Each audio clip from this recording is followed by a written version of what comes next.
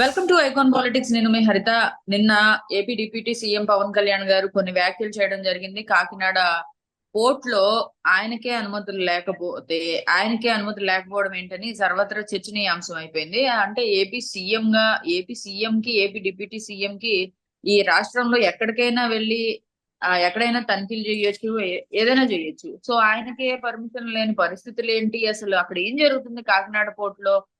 1100 లారీలు అక్కడ నుంచి రోజు ఎక్స్పోర్ట్ అవ్వడం జరుగుతుందంట. కానీ ఎంప్లాయీస్ అయితే ఒక 18 మందే ఉన్నారని చెప్పి వార్తలు వినిపిస్తున్నాయి. అసలు ఈ అంశం మీద ఇంకా కొన్ని విషయాలు తెలుసుకోవడానికి మనతో పాటు TDP spokes person Syed Rafi గారు మనతో పాటు ఉన్నారు. ఆయన అడిగి మిగతా విషయాలు తెలుసుకుందాం. నమస్తే సార్.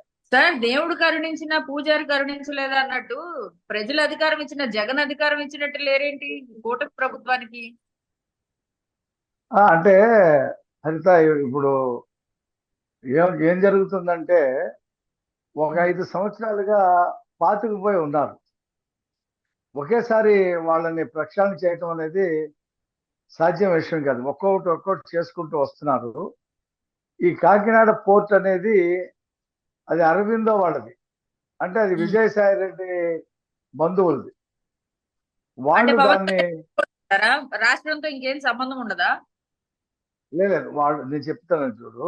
ఇప్పుడు వాళ్ళు ఆ పోర్టుని కొనేశారు, బలవంతంగా లాక్కున్నారు. ఒకటి దగ్గర ఉంటే ఆయన దగ్గర నుంచి బలవంతంగా లాక్కొని వీళ్ళు ఒక ప్లాన్ తో లాక్కున్నారు. పోర్టుతో వాళ్ళకి ఏంటి అవసరం అంటే ఈ రాష్ట్రంలో, ఈ దేశంలో ఉండేటువంటి ఈ అక్రమ రవాణాని ఇతర దేశాలకు పంపించాలనేటువంటి మాస్టర్ ప్లాన్ తో తీసుకున్నారు. ఇక్కడ ద్వార నేను చంద్రశేఖర్ రెడ్డిదే కాదు, ఇక్కడ అతను ఒక్కడే కాదు. దీంట్లో అతను స్థానికంగా అక్కడ ఉండి ఆ లోడింగ్ అన్లోడింగ్ చూసేటువంటి వ్యక్తి జగన్మోహన్ రెడ్డి తరఫున. కానీ ఈ బియ్యం రవాణాలో అంతర్జాతీయ ముఠా ఉంది. అది ఎవరంటే ఈ కొన్ని దేశాలు, అటు బంగ్లాదేశ్, అలాగే కొరియా, సౌత్ ఆఫ్రికా, ఈ దేశాల్లో బియ్యం బాగా వాడతారు. మనలాగా మనం ఎలా తింటామో, సౌత్ ఇండియాలో బియ్యం ఎలా వాడతామో వాళ్ళు కూడా బియ్యమే తింటారు. వాళ్ళు అక్కడ గోధుమలు పెద్దగా తినరు. వాళ్ళకి బియ్యం దిగుమతి అవసరం ఉంది. బియ్యం దిగుమతి చేసుకొని వాళ్ళు వాళ్ళ జీవనాన్ని కొనసాగిస్తారు. వాళ్ళకి పండే పంట తక్కువ. ఇది గమనించిన జగన్మోహన్ రెడ్డి, అతని పెద్దనాన్న పిల్లలు ఎవరైతే ఉన్న అనిల్ రెడ్డి, సునీల్ రెడ్డి అని ఇద్దరు ఉన్నారు. వాళ్ళు అక్కడ గోడౌన్లు కట్టి ఇక్కడ ఈ చంద్రశేఖర్ రెడ్డి పంపించేటువంటి బియ్యాన్ని, ఇది మొత్తం కూడా రాష్ట్ర వ్యాప్తంగా ఒక సాలెగూడ్ లాంటి ఒక లింక్ ఉంది. ఈ గ్రామాల్లో ఏమైందంటే ఒక 32% ప్రజలు ఈ బియ్యాన్ని తినటం లేదు. ఒక 15-20% ప్రజలు ఈ బియ్యాన్ని కొనుక్కొని అట్లు పోసుకోవడానికో లేకపోతే ఇతరితర దానికి వాడుతున్నారు. కొంత ఈ చిరుదళ్ళు తయారు చేసేటువంటి కంపెనీలు ఉంటాయి కదా లోకల్ గా, వాళ్ళకి అమ్ముతున్నారు. వాళ్ళు మర పట్టించి పిండి చేసి మన మార్కెట్ లో దొరికేటువంటి చెకోడీలు, పకోడీలు, ఇతరితర వాటిల్లో దీన్ని వాడుతున్నారు. అంటే ఏతావాత ఏంటంటే ఈ బియ్యం 50-60% మంది ప్రజలు అన్నం వండుకొని తింటలా, కొంతమంది అమ్ముకుంటున్నారు అనమాట. ఇది 10 రూపాయలకి అమ్మే ఎవరైతే వ్యాన్ లో సరఫరా చేస్తారో అతనే బియ్యం 10 రూపాయల చొప్పున డబ్బులు ఇచ్చేస్తాడు. ఈ బియ్యాన్ని పక్క దారికి వెళ్తాయి. గత ప్రభుత్వంలో ఇది బాగా ఇదేంది. ఇక్కడ ఇంకో విషయం ఏంటంటే కేంద్ర ప్రభుత్వం ఉచితంగా బియ్యం ఇచ్చే కార్యక్రమం తీసుకుంది. ఏది మన కరోనా దగ్గర నుంచి.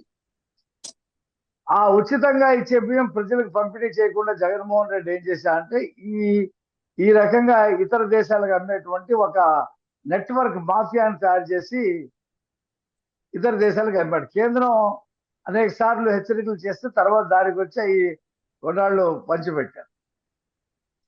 ఈ పోర్టు వాళ్ళ అధీనంలో ఉంది.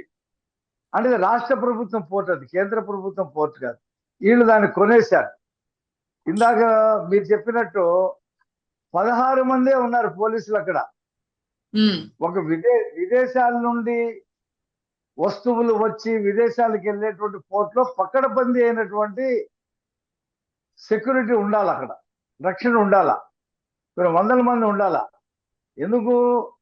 మాదక ద్రవ్యాలు రావచ్చు, గంజాయి రావచ్చు, గంజాయి ఎగుమతి చేయవచ్చు, లేదా టెర్రరిస్టులు రావచ్చు, లేదా ఎక్స్ప్లోజర్స్ రావచ్చు, పేలుడు పదార్థాలు రావచ్చు, ఏమైనా రావచ్చు. కానీ ఇక్కడ 16 మంది దానికి సరిపోరు. చెకింగ్ లేదు ఆ పోర్టు. ముందుగా ఏం చేయాలంటే ఆ పోర్టు మీద కేంద్ర ప్రభుత్వం చర్యలు తీసుకుని అది మిలిటరీ పరిధిలోకి తీసుకురావాలి. అది రాష్ట్రం దగ్గర నుంచి కేంద్రానికి వెళ్ళిపోవాలి ఆ పోర్టు. ఈ పోర్టులన్నీ కూడా ప్రైవేట్ వాళ్ళకి ఇవ్వటం వల్ల ఏమవుతుందంటే ఈ రకమైనటువంటి పాలిత ప్రాంతమే కదా సార్ ఏదమ్మా కాకినాడ సిటీ, కేంద్ర పాలిత ప్రాంతమే కదా? కాదమ్మా, కాకినాడ సిటీ కాదు, పక్కన ఉన్న యానం అది కేంద్ర పాలిత ప్రాంతం.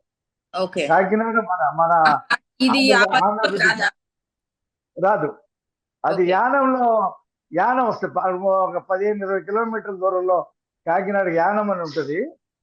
అది ఫ్రాన్స్ వాళ్ళు అప్పుడు దాన్ని అక్కడ పరిపాలన చేశారు అనమాట. ఇప్పటికీ అది కేంద్ర పాలిత ప్రాంతంగానే ఉంది. రాష్ట్రంలో కలపమని చెప్తా ఉంటే అక్కడ ప్రజలు ఒప్పుకోవట్లేదు. ఎందుకంటే కేంద్ర ప్రభుత్వ రాయితీలు వాళ్ళకి బాగా వర్తిస్తాయి ఆ ప్రాంతంలో ఉండేవాళ్ళు. అది మొత్తం తెలుగు మాట్లాడేవాళ్ళు.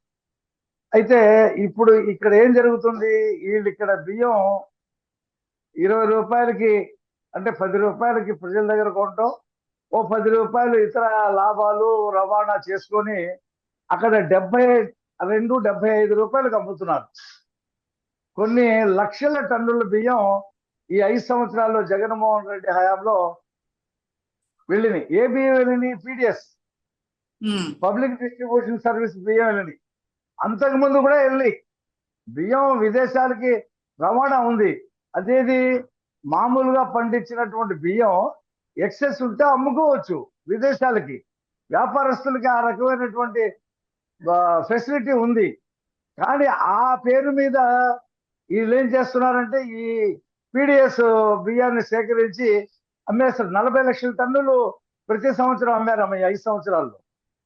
అంటే ఎంత ఎంత వేల కోట్ల రూపాయల డబ్బు ఆర్జించారో ఆలోచించండి. అయితే ఇప్పటికీ ఈ డబ్బుకి అలవాటు పడినటువంటి అధికారులు, పోలీసులు దాన్ని ఈ ప్రభుత్వం 5 నెలలు అధికారంలోకి వచ్చిన యథేచ్ఛగా రవాణా చేస్తూ అక్రమ సంపాదన, అక్రమ తరలింపు చేస్తా ఉన్నారు. నిన్న పవన్ కళ్యాణ్ గారు వెళ్ళి అది మొత్తం చూస్తున్నప్పుడు 650 టన్నులు ఆ ఓడలో ఏదైతే ఉందో పడవల్లో వెళ్ళి ఓడలో లోడ్ చేస్తా ఉన్నారు. ఈయన మాత్రం వెళ్ళనివ్వలేదు. ఎందుకంటే ఇప్పుడు తుఫాన్ ఉంది, సముద్రం అల్లలు ఎక్కువగా మీకు డేంజర్ సార్ అని చెప్పేసి ఆపారు. అది ఇప్పుడు ప్రభుత్వం చర్యలు తీసుకుంది. అక్కడ ఉండేటువంటి పోర్టు అధికారిని ఇవాళ పొద్దునే సస్పెండ్ చేసి అక్కడ కమిషనరేట్ లో రిపోర్ట్ చేయమని చెప్పారు. ఇక ఒక్కొక్కరిని ప్రక్షాళన చేసి ఆ పోర్టుని ఏ రకంగా స్వాధీనపరచుకోవాలో ప్రభుత్వం చాలా సీరియస్ గా చూస్తా ఉంది. దీనన్నిటికీ సూత్రధారి జగనే. ఒక చంద్రశేఖర్ రెడ్డి కాదు, విదేశాల్లో ఉన్నటువంటి ఇలా అన్నయ్యలో తమ్ముళ్ళో వాళ్ళు గతంలో అమ్మా ఈ సౌత్ ఆఫ్రికాలో లిక్కర్ వ్యాపారం చేశారు. ఈ అనిల్, సునీల్ ఇద్దరు అనేవాళ్ళు, ఈ జార్జి రెడ్డి కొడుకులు. అయితే చీప్ లిక్కరు తయారు చేసి దాంట్లో ఏమి కేవలం ఆల్కహాల్ ఒకటి రంగు నీళ్లు సువాసన వచ్చేది కలిపేసి అమ్మటం వల్ల అక్కడ ప్రజలకి కిడ్నీలు, లివర్లు చెడిపోతే వాళ్ళని ఆ కంపెనీలన్నింటినీ కూడా వాళ్ళు తగలబెట్టేశారు, వీళ్ళని తన్ని తగలేశారు.